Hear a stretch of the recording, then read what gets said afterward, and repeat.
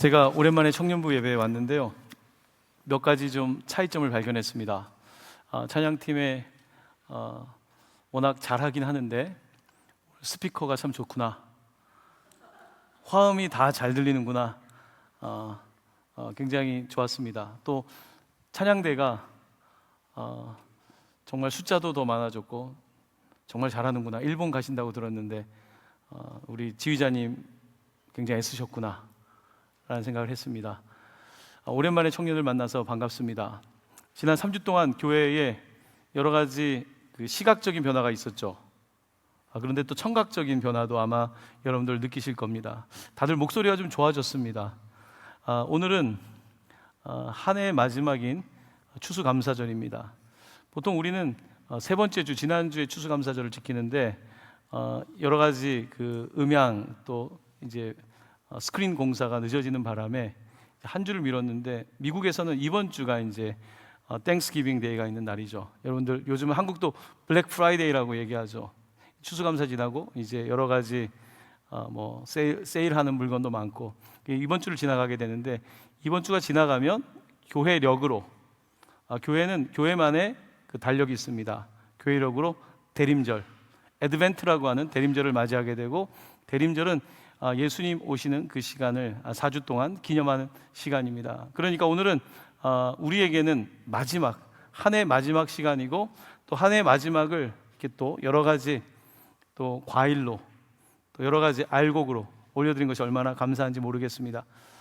여러분 눈에 잘 안 보일 수 있는데 저 지게에 지금 제가 우리 교회에 농사 짓는 집사님이 계셔서 실질적으로 좀 별을 좀 베다가 좀 장식을 해달라 그랬는데 이걸 세우기가 어려워가지고 지게에다 세워놨는데요, 진짜 알곡이 그대로 있습니다. 오늘 말씀을 통해서 저는 여러분들에게 오늘 여기에 있는 여러 가지 열매들도 하나님이 기뻐하시지만, 여러분과 제가, 우리가 하나님이 가장 기뻐하시는 열매가 되기를 간절히 축원합니다. 여러분은 하나님의 열매입니다. 이 시대에 우리 청년들 하나님이 주신 열매입니다. 여러분 얼마나 감사한지 모릅니다. 오늘 여러분들과 함께 갈라디아서의 마지막 6장의 말씀을 나누는데, 작년 예배에서는 몇 번 와서 들으신 분들도 있겠지만 10주 동안 갈라디아 강해를 했고, 여러분들 지금 구약 성경을 공부하고 있는데 워낙 우리 목사님께서 잘 하시기 때문에 제가 종종 올라와야 되는데 올라오지 못했습니다. 이번에 특별히 우리 교회는 임 목사님, 임 전도사님 아주 두 임이 계셔가지고 얼마나 너무 잘하시기 때문에 제가 굳이 안 올라와도 그런데 오늘 여러분들과 함께 갈라디아서 10번째 말씀인데, 이 한 번만 들어도 전체를 알 수 있도록 제가 할 수는 없고 성령님께서 도와주셔서 말씀에 대한 은혜가 있기를 간절히 축원합니다. 자, 오늘 갈라디아서 전체의 말씀은 다는 아니지만 갈라디아서가 무엇을 말하는지에 대해서 여러분들 잠시 나누겠습니다. 너무 시간이 길 거라고 염려하시지 마시고 저도 중간중간에 넘어가면서 말씀드리도록 하겠습니다.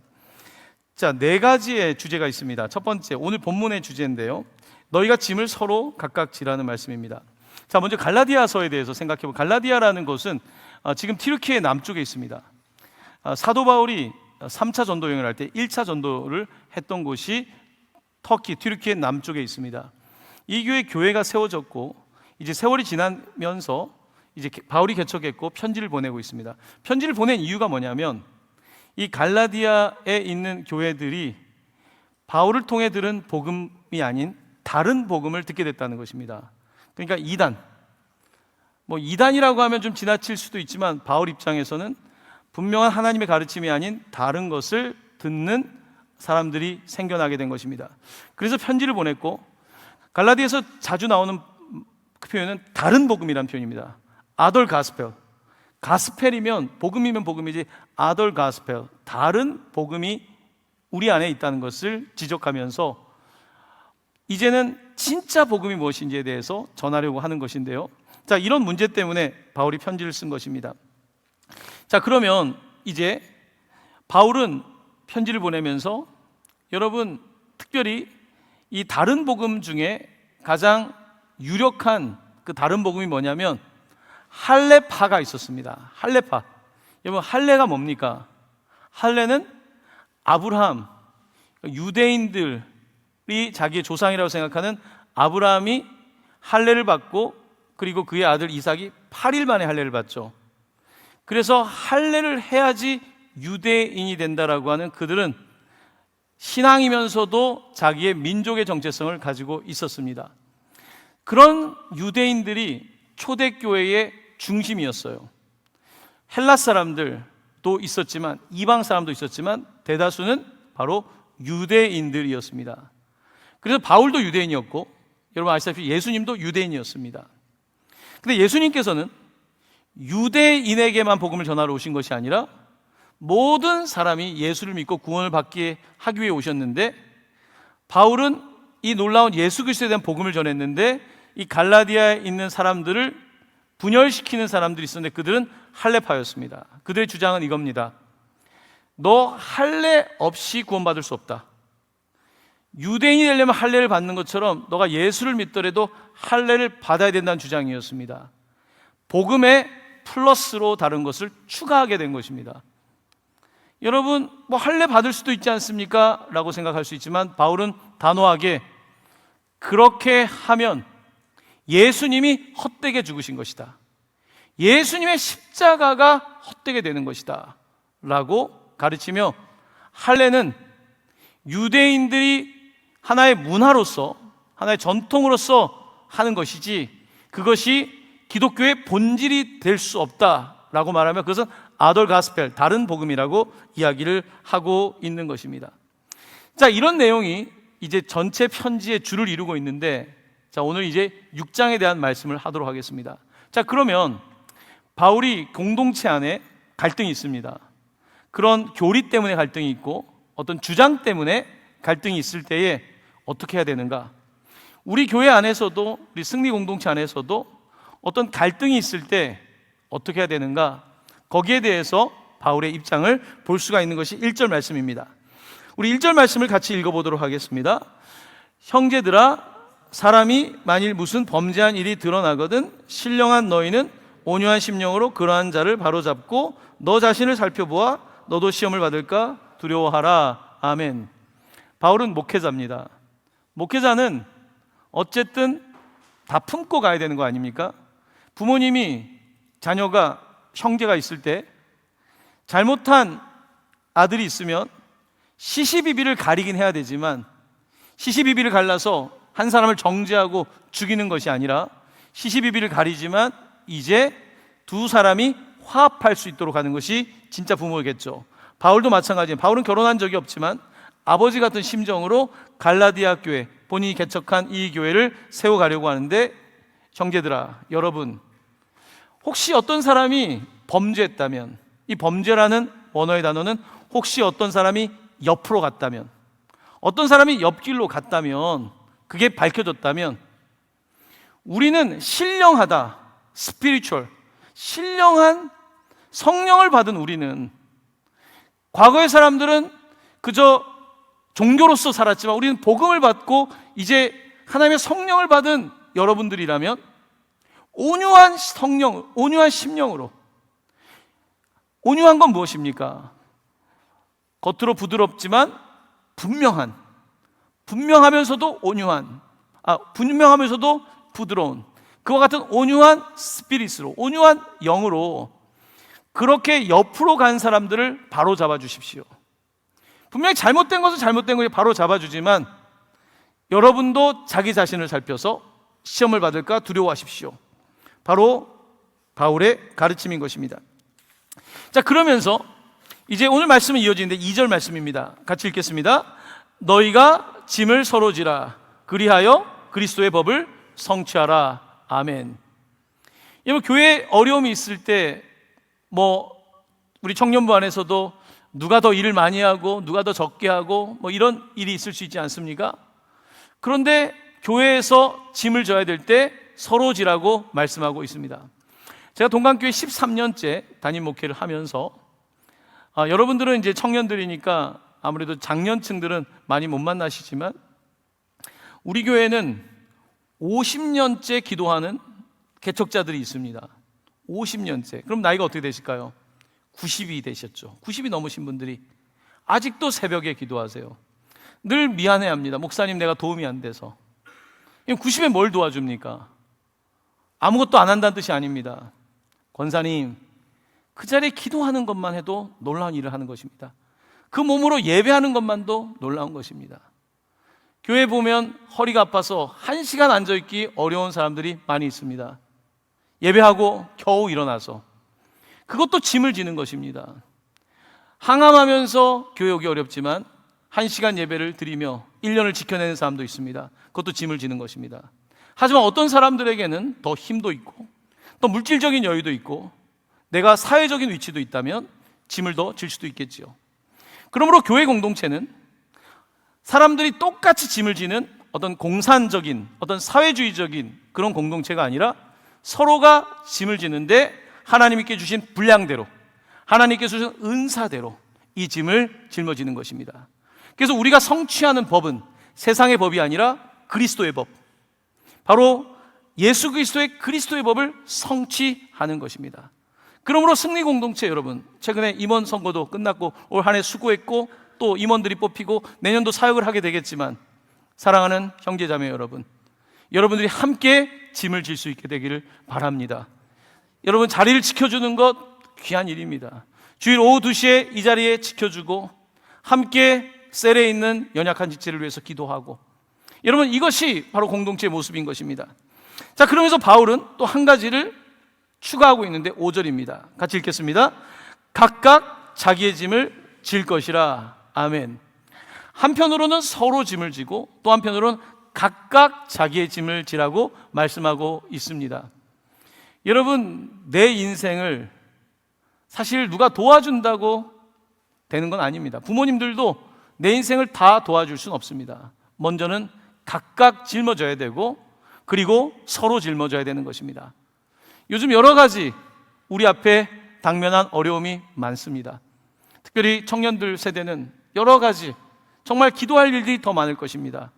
내가 남을 돕기 전에 아이고 내 짐도 못 지겠다 생각할 때가 있지 않습니까? 여러분, 그럴 때 특별히 교회 공동체 안에서도 사람 만나는 게 불편해지고, 사람 만나면 뭔가 좀 재정도 있어야 될 것 같고, 사람 만나면 그런 거 있지 않습니까? 여러분, 절대로 어떠한 일이 있더라도 여러분들은 예배 자리를 지켜주시길 바랍니다. 자기의 짐을 진다는 것은 여러분 예배 드리는 것입니다. 예배하는 것입니다. 정말 내가 부족하더라도 그 자리를 지켜내는 것, 그것부터 시작할 때에 하나님께서 복을 주시고 내가 다른 사람의 짐도 함께 나눌 수 있게 하시는 것입니다. 자, 이렇게 교회 공동체는 정말 세상에서는 모든 것들을 n분의 1로 나누지 않습니까? 하지만 교회 공동체는 n분의 1이 없습니다. 교회 공동체는 누가 그런 규칙을 만들지도 않습니다. 교회 공동체는 하나님이 주신 은혜대로, 하나님이 주신 믿음대로 그 일을 감당하는데요, 그러면서 계속해서 더 확장되고 부족한 것은 채워지고 높았던 것은 낮아지고 이와 같은 아름다운 공동체를 형성하게 되는 것입니다. 자, 이렇게 갈라디아 교회에 여러 가지 갈등 중에 다른 복음이 들어와서 교회에 분열이 생겨났을 때 바울은 여러분들은 온유한 영으로 문제 있는 사람, 옆으로 벗어난 사람을 바로잡아주고 여러분 자신도 살펴보고 같이 서로 짐을 지고 또한 각자 짐을 져서 아름다운 교회를 만들어 가십시오라고 편지를 하고 있는 것입니다. 자, 두 번째 소주제입니다. 4개의 소주제가 있는데요, 두 번째 소주제는 성령으로 심고 포기하지 않으며 때가 차면 추수하는 교회입니다. 자, 6절 말씀을 한번 같이 먼저 읽도록 하겠습니다. 가르침을 받는 자는 말씀을 가르치는 자와 모든 좋은 것을 함께하라. 아멘. 여러분은 지금 갈라디아서를 듣고 있습니다. 바울은 사도입니다. 사도는 하나님께서, 예수님께서 보내셔서 말씀을 가르치는 자입니다. 이 사도 바울이 아닙니까? 근데 사도 바울이 떠난 이후에 사도가 아닌데 와서 분열을 일으키며 할례를 받아야 된다, 너 구원받으려면 할례 받아야 되고 율법에 써 있는 대로 안식일을 지켜야 되고, 이런 주장을 하는 사람도 있었던 것입니다. 바울은 말합니다. 여러분, 말씀을 배울 때 바울에게 배우지 않았습니까? 가르침을 받는 자는 말씀을 가르치는 자와 모든 좋은 것을 하라고 말씀합니다. 마지막에 함께 하라는 이 단어는, 여러분 서양 언어는 우리나라랑 문장 구조가 반대 아닙니까? 첫 번째 이 함께하라는 건 명령어를 쓰고 있는데 코이노니아가 교제, 서로 사귐이란 뜻이죠. 소통이란 뜻을 갖고 있습니다. 첫 번째 이 문장은 첫 번째 코이노니아의 동사형을 쓰면서 가르침을 받는 사람은 가르치는 자에게 소통하십시오. 가르침을 받는 자는 가르침을 주는 자와 계속해서 교제하시고 나누십시오라고 말씀하고 있습니다. 그렇게 할 때에 복음에서 멀어지지 않고 내가 잘못된 길을 가더라도 돌아올 수가 있는 것입니다.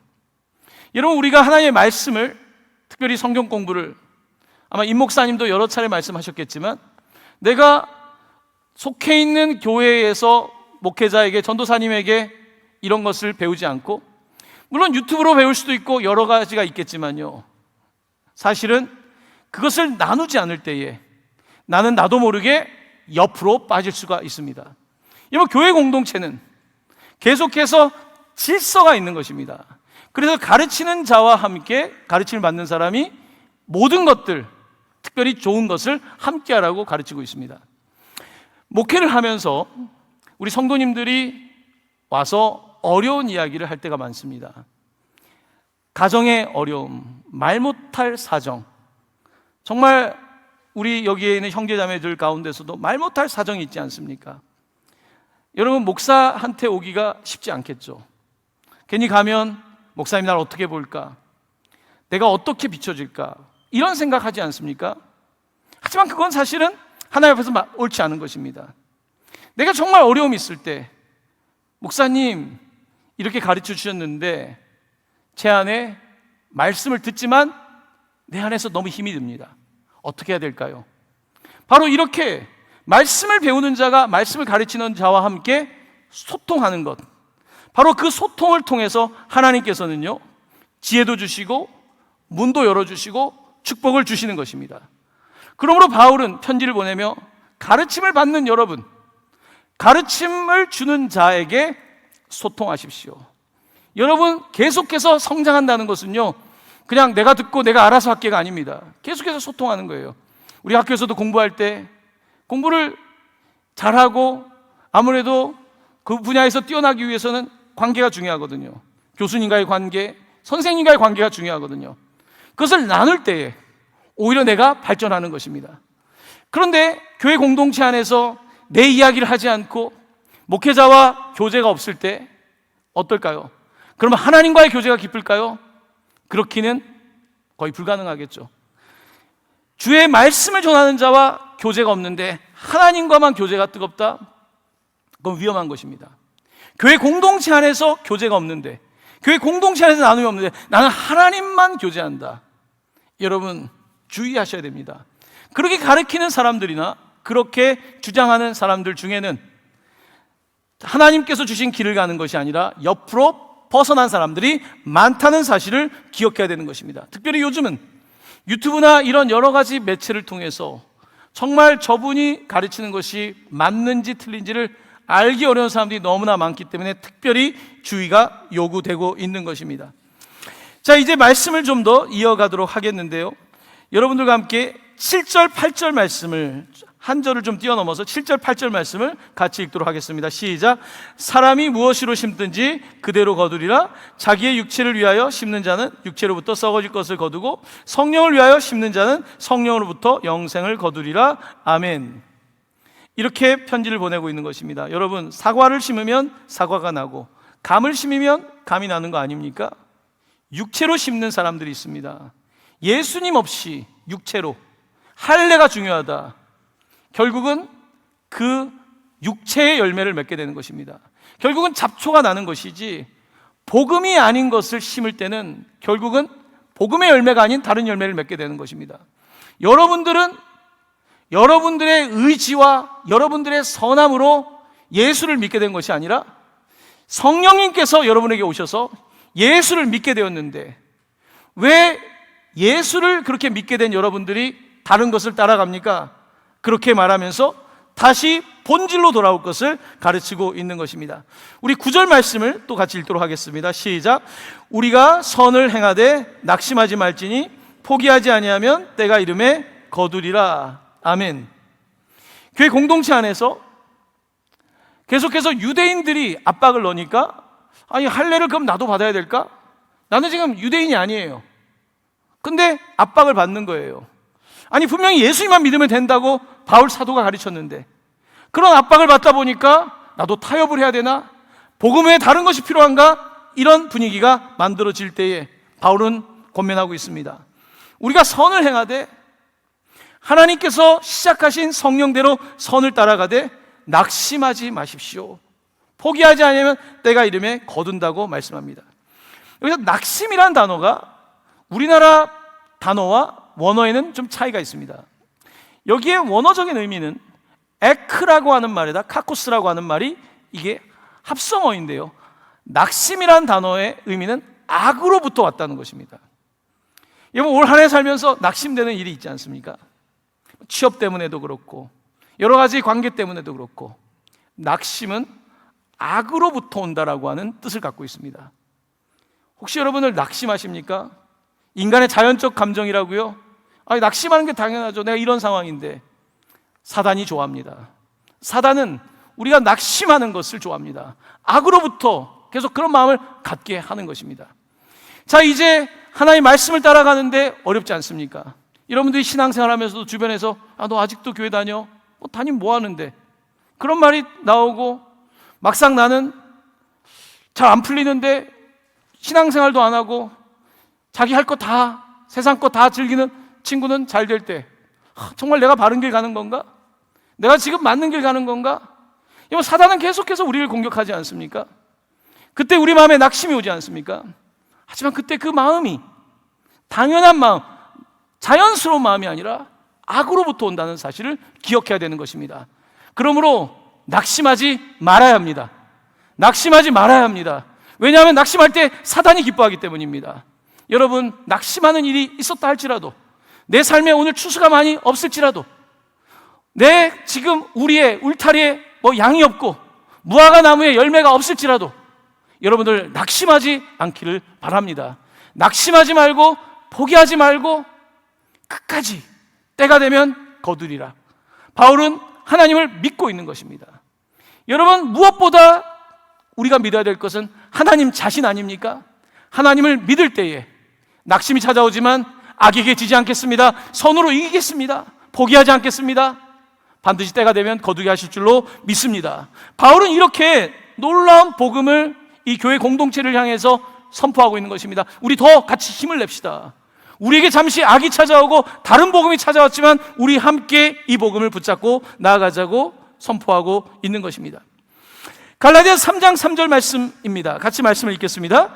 너희가 이같이 어리석으냐? 성령으로 시작하였다가 이제는 육체로 마치겠느냐? 끝까지 성령으로 시작했다면 성령으로, 절대로 육체가 아니라 성령으로 가야 된다고 말씀하고 있는 것입니다. 자, 이제 설교의 세 번째 단락으로 넘어갑니다. 세 번째 단락의 큰 주제는 큰 글자로 새긴 내 유일한 자랑 십자가라고 하는 소주제입니다. 먼저 우리 11절 말씀을 같이 읽도록 하겠습니다. 시작. 내 손으로 너희에게 이렇게 쓴 글자로 쓴 것을, 큰 글자로 쓴 것을 보라. 아멘. 여러분들 이제 10주 동안 설교를 듣지 않았기 때문에 갑자기 끝에, 편지의 끝으로 온 거예요. 이 마지막 끝에 바울이 이렇게 말합니다. 내 손으로, 바울이 내 손으로 여러분께 이렇게 큰 글자로 쓴 것을 지금 편지를 보내지 않았습니까? 보라고 합니다. 여러분, 고대 사회에서 이런 종이가 없지 않았습니까? 파피루스나 아니면 양피지 같은 거, 가죽을 이게 늘어뜨려가지고 말려가지고 거기다가 글을 쓰는 겁니다.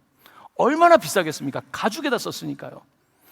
근데 이 글씨를 하나 틀리게 되면 이게 어떻게 됩니까? 그래서 고도의 다른 사람의 말을 그대로 쓰는 서기가 있습니다. 예수님 당시에 바리새인과 서기관, 세크레터리, 서기, 글을 쓰는 스크라이브, 이걸 쓰는 사람이 있는 것입니다. 자, 그래서 바울에게도 이 자기가 말할 때 쓰는 사람이 있었던 겁니다. 구약의 예레미야에게도 바룩이라고 하는 서기가 있었던 거예요. 스크라이브가 있었던 거예요.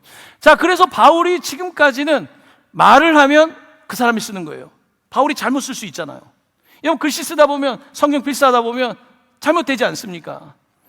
아주 정확하게, 특별히 히브리어는 이 글씨에 점이 있고 점 하나에 따라서 의미가 달라지기 때문에 명확하게 써야 되는 거예요. 물론 지금은 히브리어가 아니라 헬라어이긴 하지만 바울이 지금 내 손으로 여러분께 이제 직접 씁니다. 앞부분은 서기가 썼는지 모르지만 내 손으로 여러분께 큰 글자로 쓰니까 이걸 보십시오라고 말하는 겁니다.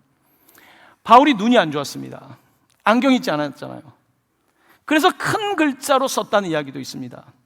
하지만 아마 의미는 바울은 지금 이 편지의 마지막에 큰 글자로, 대문자로, 캐피탈로 이 말을 하고 싶은 것입니다.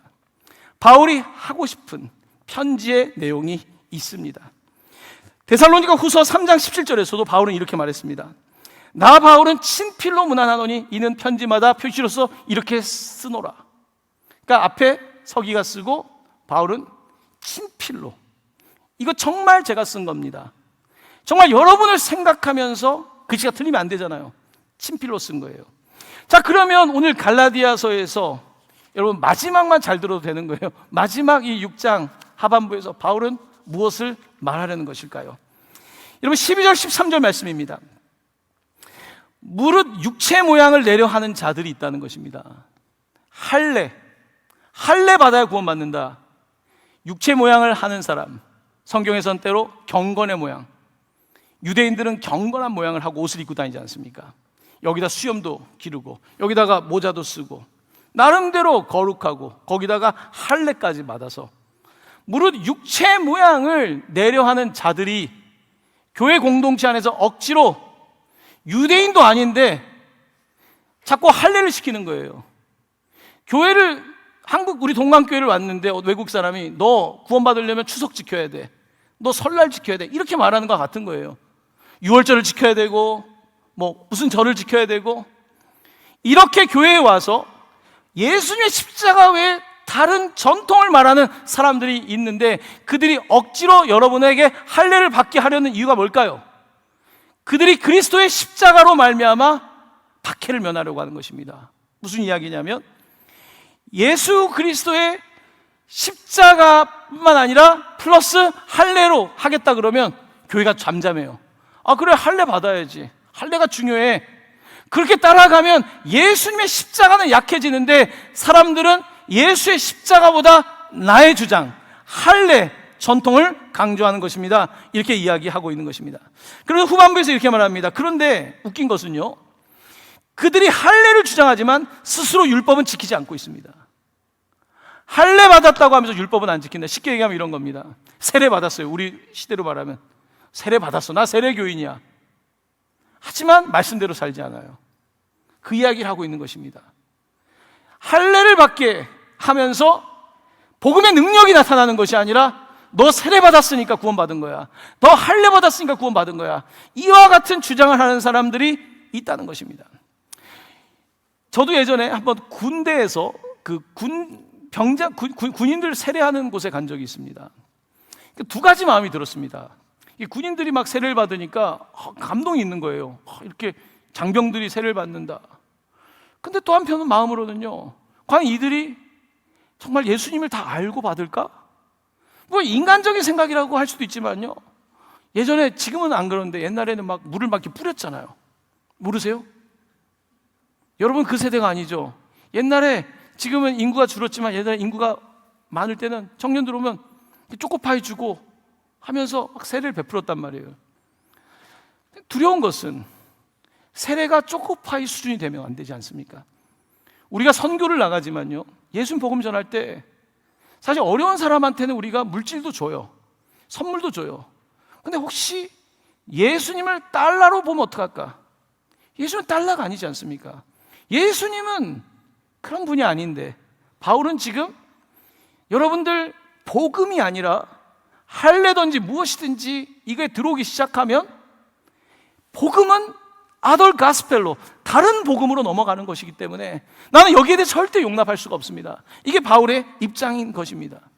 자, 그래서 바울은 마지막에 이렇게 말합니다. 그들이 너희한테 할례를 받게 하는 것은 그들이 너희의 육체로 자랑하려 한다. 아, 우리 이번에 할례 몇 명 했어.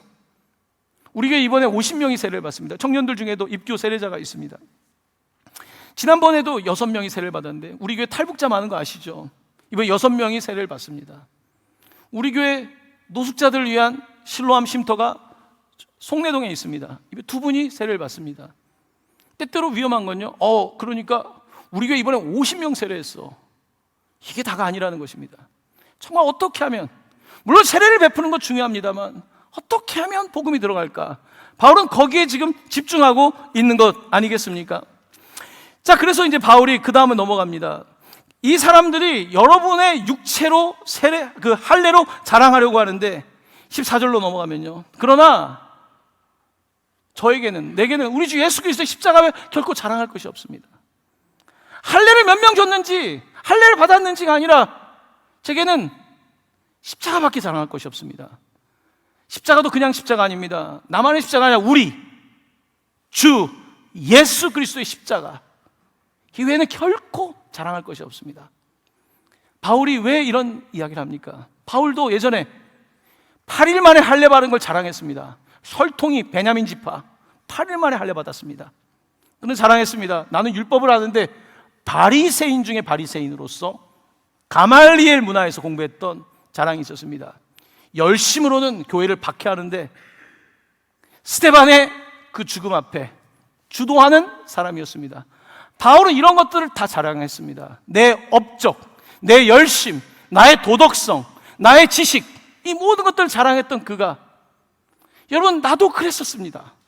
나도 그런 사람이었지만 이제는 예수를 만난 이후에 내게는 자랑할 것이 우리 주 예수 그리스도 십자가밖에 없습니다.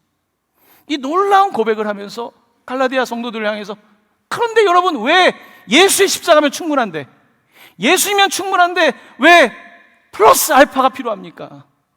또 혹여나 누가 플러스 알파가 필요하다고 말했다고 할지라도 여러분, 그걸 따라갑니까? 여러분들이 예수를 믿을 때 성령을 받고 구원을 받았는데 더 이상 뭐가 필요합니까?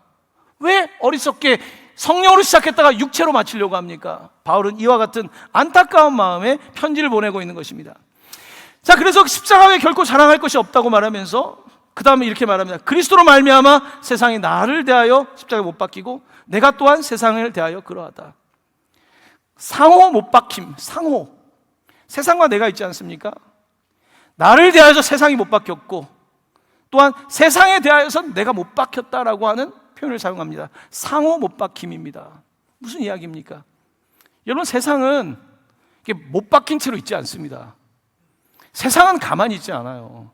세상은 끊임없이 죄를 만들어내고 끊임없이 우리로 하여금 지옥에 가게 하지 않습니까? 청년들을 향해서도 마찬가지 아닙니까? 세상은 가만히 있지 않습니다. 여러분, 사단이 얼마나 열심히 일하는데요.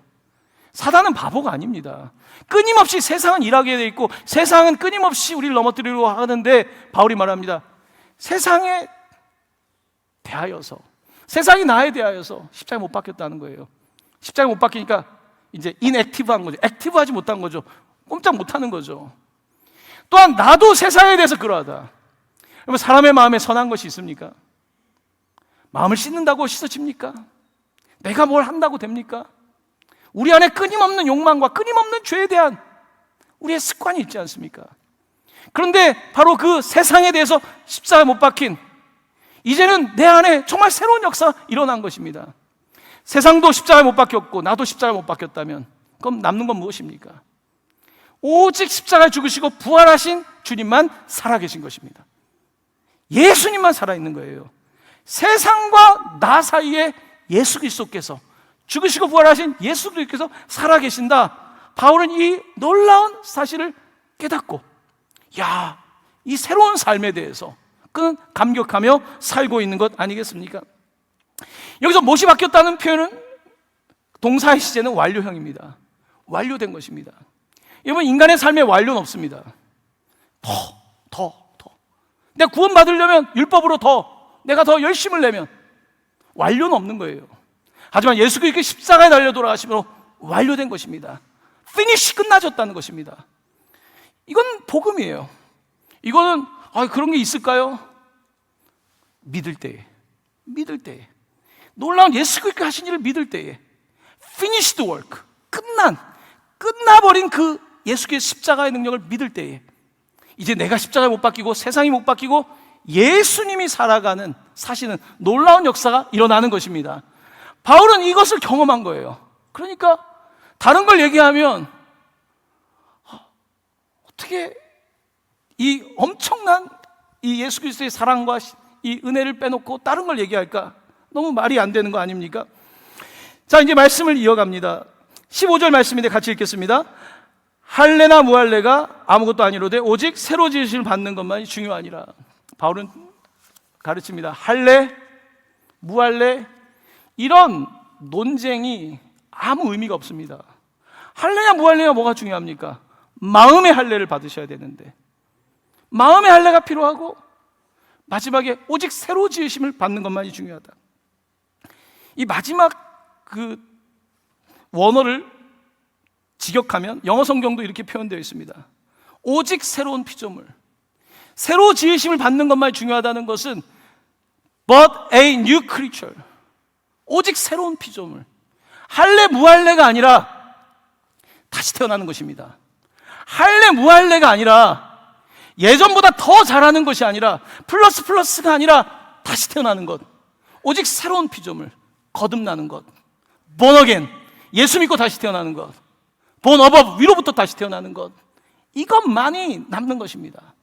바울은 놀랍게 이 복음을 선포하며 성도들이 이걸 깨닫기 원하는 거예요. 십자가면 충분합니다. 예수님이면 충분합니다. 근데 자꾸 우리는 도전받자. 예수님으로 뭘 충분해?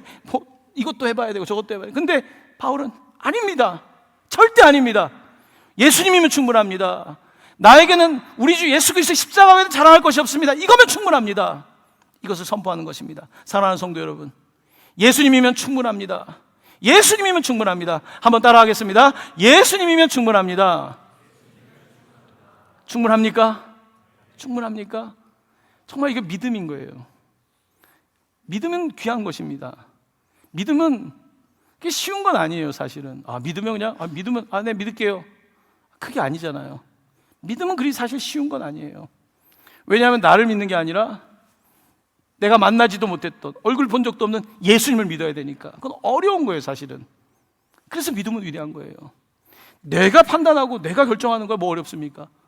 어떻게 저 사람을 믿습니까? 어려운 거예요. 믿음은 위대한 거예요. 그런데 하나님의 아들 독생자를 믿는 믿음은 가장 위대한 것 아니겠습니까? 자, 이제 말씀을 좀 더 이어갑니다. 16절 말씀입니다. 같이 읽겠습니다. 시작. 무릇 이 규례를 행하는 자에게와 하나님의 이스라엘에게 평강과 긍휼이 있을지어다. 아멘. 율법을 말하는 이 갈라디아 사람들에게 이 규례, 룰, 이 규례는 뭡니까? 구약 성경에 나와 있는, 구약을 무시해서가 아니라 이 할례라든지 이와 같은 복음이 아닌 어떤 규칙을 말하는 사람들에게 이 규칙, 성령의 규칙, 성령의 법을 행하는 자에게는 하나님께서 평강과 긍휼을 주신다는 겁니다. 여러분, 우리 신자, 빌리버, 우리 믿는 사람 아닙니까? 신자에게 주신 하나님의 선물이 있습니다. 바로 평강이라는 겁니다. 평강. 내가 지금 이게 평강하면 안 되는데, 이게 무감각한 게 아니에요, 여러분. 나 다 알아요, 느껴요.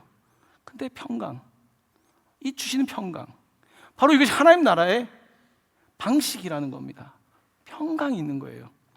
사랑하는 형제자매 여러분, 오늘 추수감사절 지내며 혹시 여러분에게 평강이 없다면 그래서 내 신앙이, 믿음이 흔들리고 있는 거예요. 흔들리고 있는 거예요. 주님 여러분에게 평강 주시기 원합니다. 세상이 줄 수 없는 평강을 주시기 원합니다. 분명히 지금 그런데 평안한 거예요. 또한 긍휼도 주십니다. 세상은 긍휼을 베풀지 않습니다. 여러분, 세상에 나가서 아르바이트 자리를 구하고 직장을 구해보려면 긍휼 없습니다. 긍휼 없어요. 어디 긍휼이 있습니까? 세상에 긍휼 없습니다. 철저한 세상의 논리가 있는 겁니다. 하지만 교회 오면요, 긍휼이 있습니다. 참 교회 오면 참 놀라워요. 어떻게 그렇게 하는지, 그 말 안 한 선행들이 얼마나 많은지 몰라요. 정말 말도 못하는, 정말 저는 너무 부끄러울 때가 많아요. 성도님들 그 보이지 않게 섬기고 이런 것들을 보면요, 이 놀라운 하나님의 통치 방식이 작용되고 있는 거 아닙니까? 자, 이제 17절, 이제 끝으로 나아갑니다. 17절 말씀 같이 읽겠습니다. 시작. 이후로는 누구든지 나를 괴롭게 하지 말라. 내가 내 몸에 예수의 흔적을 지니고 있노라. 아멘. 교회를 다니신 분들은 이 구절을 아실 거예요. 이후로는 나를 괴롭게 하지 마십시오. 내 몸, 할례를 얘기하고 있잖아요. 몸, 할례. 내 몸에 저에게 예수의 흔적이 있습니다. 할례라고 하는 몸을 자른 어떤 그 흔적이 아니라 제게 예수의 흔적이 있습니다. 마크 오브 지저스, 예수님의 마킹이 있습니다 라고 이야기합니다. 어떤 흔적입니까? 이 표현은요, 스칼, 흉터로도 번역할 수 있습니다. 내 몸에는 예수의 흔적이 있습니다. 당시에 노예들은 몸의 주인의 이름을 흔적으로 새겼습니다. 주인의 인장을 몸에 새겼습니다. 그것은 나는 내 것이 아니라 이 이름의 소유자의 것입니다 라는 뜻 아닙니까? 바울은 이번 할례를 자랑하지 말고, 몸에 한 할례를 자랑하지 말고, 여러분 예수의 흔적을 갖다 야 되지 않겠습니까? 예수의 흔적, 내게 예수의 흔적이 있습니다. 바울은 큰 글자로 이 얘기를 쓰고 싶었던 거예요. 사람들에게 똑똑히 보라고, 예수의 복음을 큰 글자로. 여러분 그게 아니지 않습니까? 복음 큰 글자로. 여러분 예수의 흔적, 예수의 흔적, 이 십자가, 이 엄청난 이 복음이 있는데 여러분들 이 흔적을 저는 가지고 있습니다. 그렇다면 여러분도 할례가 아니라 예수의 흔적 갖기를 원합니다. 바울은 이 놀라운 복음을 선포하는 것입니다. 요즘은 멋으로 타투를 하는 시대지만요, 오늘 바울은 나한테 그런 것이 중요한 게 아니라 정말 내 안에 예수의 흔적이 있습니다. 십자가의 복음을 선포하고 있는 것입니다. 사랑하는 형제자매 여러분, 갈라디아서는 바울이 정말 애정을 가지고 쓴 편지입니다. 애정을 가지고 한마디 한마디, 우리는 말실수가 많지만요, 그 당시에는 이게 얼마짜리 종인데 문장 하나하나, 성경을 읽으면서 놀라는 것은요, 아니 어떻게 이렇게 문장과 문장이 이렇게 상호 잘 맞을까? 어떻게 이런 성령이 함께하지 않았다면 정말 쓸 수 없는 이런 글들을 남기며, 바울은 마지막에 큰 글자로 쓰며, 여러분 오직 우리 주 예수 그리스도의 십자가 외에 자랑할 것이 없고 내 몸에 예수의 흔적을 새겼습니다. 여러분 오늘 우리 추수감사를 드리는데 하나님이 가장 기뻐하는 열매는, 여기에 있는, 무시하는 건 아니지만 여기에 있는 이 과일과 여러 채소가 아닙니다. 정말 주님이 원하시는 건요, 우리예요. 우리가 열매 되기를 원하십니다. 우리가, 하나님 기뻐하십니다. 오늘 이 자리에 참여한 모든 여러분들, 하나님의 은혜가 함께 하시기를 바랍니다. 자, 이제 말씀을 마치려고 하는데요, 우리 다 함께 한번 자리에 일어나 보실까요? 마지막 18절 말씀입니다.